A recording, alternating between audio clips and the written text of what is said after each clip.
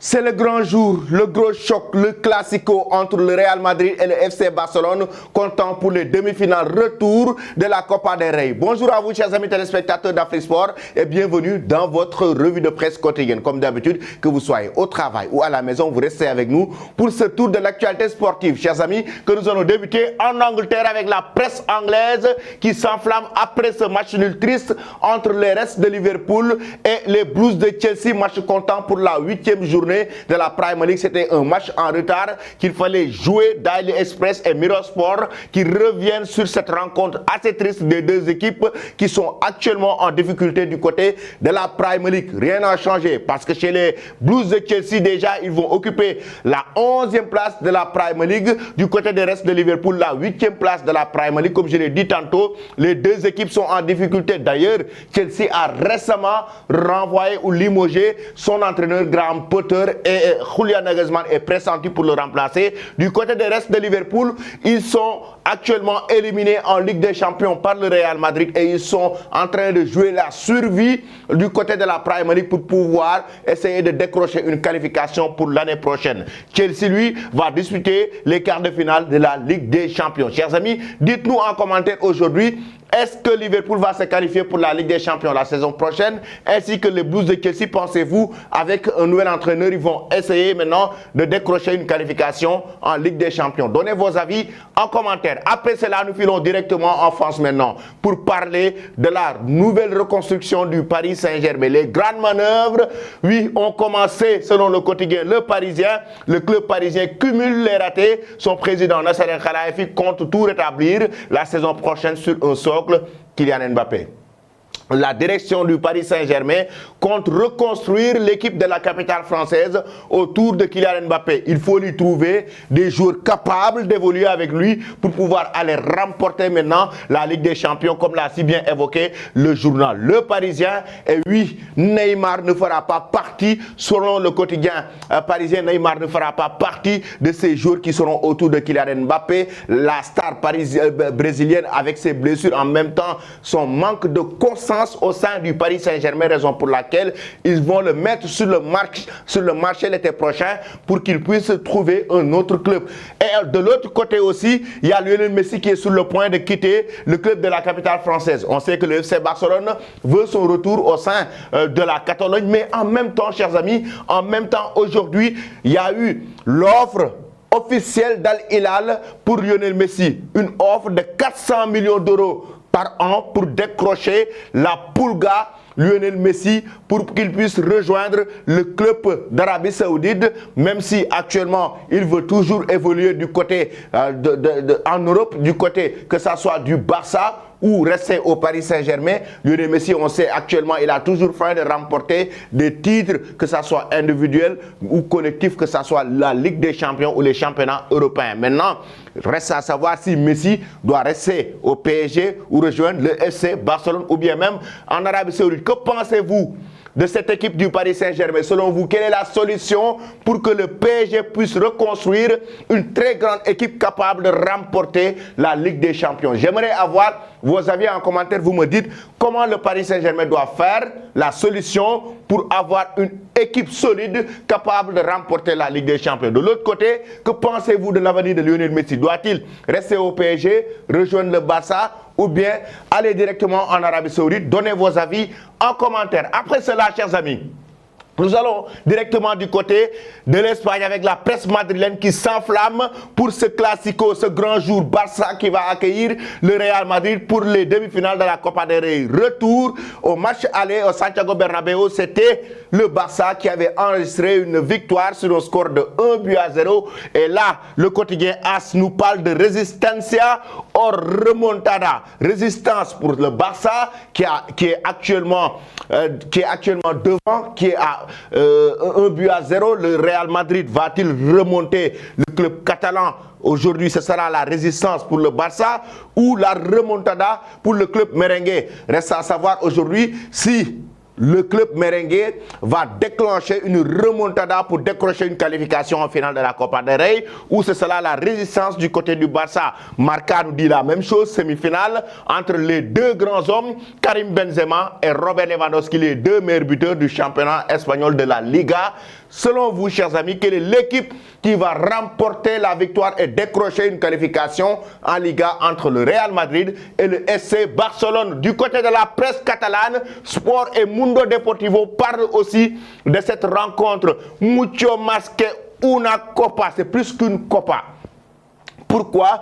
Parce que Xavi Hernandez renonçait que el equipo tiene hambre de títulos y asegura que el caso Negria no afecta el vestuario.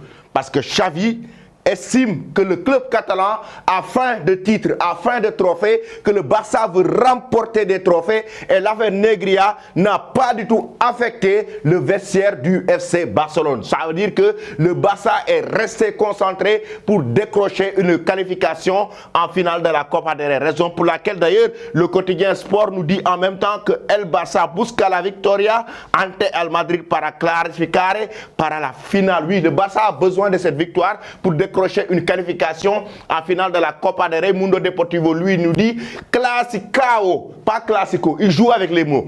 Classicao. Si toutefois le Barça tombe, ce sera un chaos. En même temps, si toutefois le Real Madrid tombe, ce sera un chaos. Ça veut dire que c'est un classicao, c'est un choc entre les deux grandes équipes de la Liga. En raison pour laquelle, d'ailleurs, Robert Lewandowski, on l'a vu préparer ce match, donner un signal fort avec son doublé lors du dernier match du Barça, tout comme Karim Benzema aussi qui a enregistré un triplé pour lancer un signal très fort aux supporters catalans. Ça veut dire que ce sera un match électrique entre ces deux équipes, chers amis. Donnez vos avis en commentaire. Dites-nous l'équipe qui va remporter la victoire entre le Barça et le Real, mais aussi le score, vos pronostics, j'aimerais les avoir en commentaire et les lire avec plaisir. Nous allons directement du côté de l'Italie. L'Italie actuellement qui s'enflamme de tous les côtés. Pourquoi? Parce qu'il y a eu le choc entre l'Inter de Milan et la Juventus de Turin. Match comptant pour les demi-finales de la Coupe d'Italie. La Gazzetta dello Sport et Corriere dello Sport nous parlent d'une bagarre extraordinaire. Oui, c'était très chaud, très tendu dans cette rencontre. Qu'est-ce qui s'est réellement passé? La Juventus de Turin menait sur le score de 1-0. Il tenait son match alors qu'à la dernière minute, l'Inter de Milan est venu pour égaliser. Avec Romelu Lukaku, ils ont eu un penalty en fin de rencontre. Romelu Lukaku a carrément réalisé ce penalty, l'a marqué en fin de match. Mais avant ce penalty, il avait escopé d'un carton jaune. Il avait enregistré un carton jaune dans ce match. Après avoir marqué ce penalty, Romelu Lukaku prend un carton rouge, chers amis. Il prend un carton rouge et c'est l'expulsion de Romelu Lukaku qui enflamme actuellement la presse italienne, la Gazzetta dello Sport et Corriere dello Sport. Pourquoi? Parce qu'il y a eu des faits qui se sont passés dans cette rencontre qui ne sont pas du tout catholiques, des faits qui se sont passés dans cette rencontre qui ne sont pas du tout morales. Aujourd'hui, le monde du football a décrié carrément ce qui s'est passé dans cette rencontre entre la Juve et l'Inter de Milan. Regardez bien. Regardez bien, après avoir marqué son but, Romelu Lukaku a jubilé comme ça. Je pense que les amateurs du football, je pense bien que ceux qui ont l'habitude de suivre le géant belge Romelu Lukaku ont l'habitude de le voir jubiler comme ça. Il a l'habitude de jubiler comme ça. Ça ne date pas d'aujourd'hui, quoi qu'on puisse dire. Mais après avoir jubilé comme ça, c'était tendu entre les deux parties, avec Cuadrado qui est venu pour essayer de se bagarrer avec Romelu Lukaku, lui aussi qui a pris un carton jaune, et ça a fait que l'arbitre lui donne un carton rouge après un deuxième carton jaune. Mes chers amis, je vous assure que c'est sur Afrisport, tout sera clair. Tout va être clair sur Afrisport. Je vais vous démontrer comment l'arbitre de la rencontre a eu tort sur ce coup. Le règlement de la Fédération italienne de football, la règle 12 de la page 95 nous dit, si on suit seulement le règlement. Déjà, avant de parler du règlement, il y a eu des cris racistes à l'endroit de Romelu Lukaku durant toute la rencontre. Le joueur a été victime d'insultes et de cris racistes dans ce match. Raison pour laquelle il a jubilé comme d'habitude. Il a reçu énormément de cris racistes dans cette rencontre et ce n'est pas le seul. Il y avait d'autres joueurs dans le passé. Kalidou Koulibaly avec Napoli, il a reçu des cris racistes en Italie. Il y avait en même temps Mario Balotelli du côté de l'Inter de Milan qui avait reçu des cris racistes. Souley Ali Muntari du côté de l'Inter de Milan avait reçu des cris racistes. Samuel Eto'o lorsqu'il était à l'Inter de Milan avait reçu des cris racistes. C'est-à-dire il y a énormément de joueurs de couleur noire qui ont reçu des cris racistes, qui ont été victimes de racisme, je veux dire, en Italie. Et c'est le moment de prendre les responsabilités. La Fédération italienne de football doit prendre ses responsabilités. La FIFA doit prendre ses responsabilités par rapport au racisme dans le football. Mais je vais vous démontrer comment l'arbitre a eu tort, comment l'arbitre s'est trompé en donnant un carton rouge à Romelu Lukaku.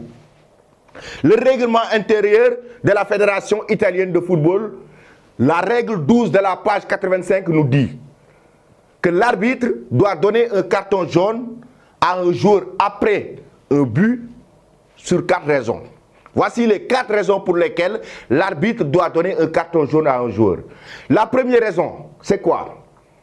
Si le joueur jubile pour essayer, si le joueur jubile aujourd'hui pour essayer complètement de provoquer les supporters, si le joueur va vers les supporters pour des raisons de sécurité, ça, c'est la première raison.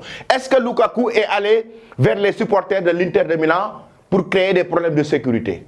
Si le joueur, après avoir marqué un but, va directement vers les supporters de l'équipe adverse pour créer des problèmes de sécurité. Romelu Lukaku, après avoir marqué, il est resté sur le terrain. Il n'est pas parti vers les supporters de l'Inter de Milan pour créer des problèmes de sécurité. Ça veut dire que la première raison, banni. Il ne peut pas avoir un carton jaune sur ça. La deuxième raison, toujours si on suit le règlement de la Fédération italienne de football, la règle 12 de la page 85, de la page 95. La deuxième raison pour laquelle l'arbitre peut donner un carton jaune à un joueur qui, après avoir marqué un but, si le joueur a un comportement provocateur ou dérisoire, un comportement provocateur ou dérisoire. Est-ce que Romelu Lukaku a eu un comportement provocateur ou dérisoire si toutefois il a l'habitude de jubiler comme ça? Si ceux qui connaissent Romelu Lukaku savent que cette façon de faire, ça ne date pas d'aujourd'hui. Il a l'habitude de jubiler comme ça après avoir marqué des buts. Ça veut dire que ce n'est pas un comportement provocateur ni dérisoire, malgré qu'il a reçu énormément de cris racistes dans ce match. Ça veut dire que la deuxième raison, encore une fois, est bannie. L'arbitre ne peut pas lui donner un carton jaune. La troisième raison aujourd'hui, si toutefois le joueur met un masque ou un objet similaire. Romelu Lukaku n'a pas mis de masque sur son visage ni d'objet similaire. Ça veut dire qu'il ne peut pas aussi avoir un carton jaune après avoir jubilé. La troisième raison est bannie. Romelu Lukaku ne peut pas avoir de carton jaune parce qu'il n'a pas porté de masque ni d'objet similaire. La quatrième raison est la dernière pour laquelle l'arbitre doit donner un carton jaune à un joueur après avoir marqué un but, c'est si toutefois le joueur enlève son maillot. Romelu Lukaku n'a pas enlevé son maillot. Donc la quatrième raison aussi est bannie. Ça veut dire que l'arbitre n'avait pas le droit de donner un carton jaune à Romelu Lukaku et même de l'expulser. Parce que les 4 raisons que je vous ai citées, ce sont des textes. Le règlement de la Fédération italienne de football, la règle 12 de la page 85 que vous pouvez même vérifier. Aujourd'hui, l'arbitre s'est trompé. Je ne sais pas si c'est de bonne foi ou pas, mais ce qui est sûr, c'est que l'arbitre s'est trompé. Parce que ces règles que je vous ai données, il n'a ni porté un masque, il n'a ni fait un comportement provocateur ou dérisoire, il n'a ni enlevé son maillot. Parmi ces 4 règles mises en place, il n'est pas allé chez les supporters de l'équipe adverse pour créer des problèmes de sécurité.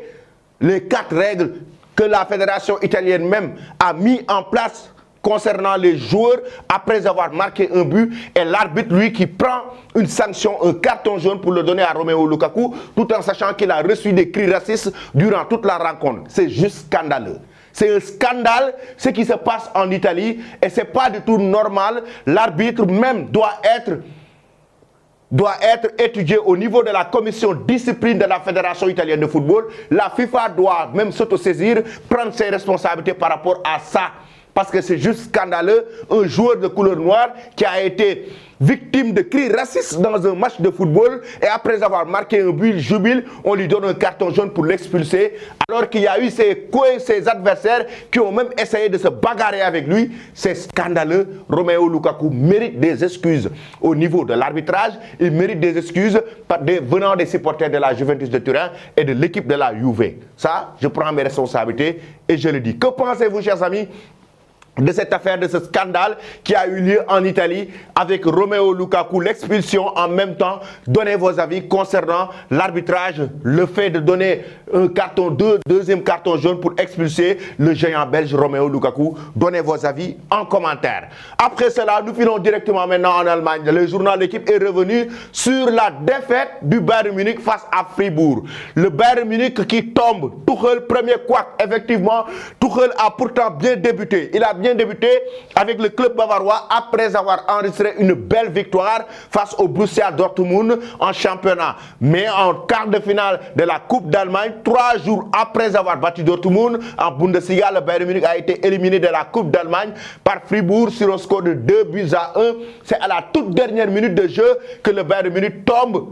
Et oui, c'est Jamal Musiala qui fait une faute gravissime dans la surface de réparation qui permet à Fribourg de prendre le dessus maintenant, de décrocher une victoire et faire tomber le grand club bavarois. Thomas Tuchel était très en colère après le match. Après la rencontre, Thomas Tuchel a pété un câble, a même évoqué que c'est inadmissible qu'un joueur puisse faire une erreur si grave dans la surface de réparation. Il a flingué complètement Jamal Musiala. Il dit que oui, c'est des erreurs qui se payent cash sur un terrain ou bien dans un match aussi important, et raison pour laquelle d'ailleurs le Ben qui tombe, Sadio Mané qui entre en deuxième période, le joueur sénégalais qui lance une promesse courageuse aux supporters du club bavarois, alors que le deuxième du Ballon d'Or passait en zone mixte. Voici la zone mixte. La zone mixte, c'est là où les joueurs passent après avoir joué un match de football. Une zone mixte, après une surprenante défaite, un journaliste lui a posé la question suivante: quand allons-nous voir le Sadio Mané de Liverpool au Bayern Munich? L'attaquant ne se démonte pas et accède une réponse limpide et avec le sourire comme son habitude, il laisse une promesse courageuse aux fans du club bavarois. Bientôt, je vous le promets. Le Sénégalais affiche une belle confiance, ce qui devrait rassurer les supporters du club bavarois et son nouvel entraîneur Thomas Tuchel, même si Sadio Mané a débuté face à Fribourg, un deuxième match consécutif sur le banc, parce que face au Borussia Dortmund aussi, il avait débuté sur le banc. Le coach allemand croit en lui. Il faut toujours du temps pour s'acclimater. Après un changement de club, cela peut prendre du temps. Il n'y a aucun doute sur sa qualité, ce qu'il peut nous apporter, déclarait le technicien après la rencontre, chers amis. Que pensez-vous du Bayern Munich sous l'ère Thomas Tuchel? Pensez-vous que le club bavarois va remporter la Bundesliga et la Ligue des Champions cette saison? Donnez vos avis en commentaire. Pensez-vous aussi que Sadio Mané, qu'on va retrouver le Sadio Mané de Liverpool au Bayern Munich? Et combien de temps faudra-t-il pour retrouver le Sadio Mané du Bayern de Liverpool au Bayern de Munich? Donnez vos avis, chers amis, en commentaire. Je vais vous quitter avec cette image concernant cette revue de presse. La bonne nouvelle pour N'Golo Kanté et Chelsea, le retour d'N'Golo Kanté. Ça me fait particulièrement plaisir de par sa politesse, sa gentillesse, de sa générosité, ce qu'il fait sur le terrain. Il est juste incroyable et magnifique, ce joueur français, N'Golo Kanté. Il est de retour avec les Blues de Chelsea après avoir resté plus de 6 mois sans jouer au football. C'est juste magnifique. Restez connectés, chers amis, sur Afrique Sport pour ne rien rater de l'actualité et très bonne journée.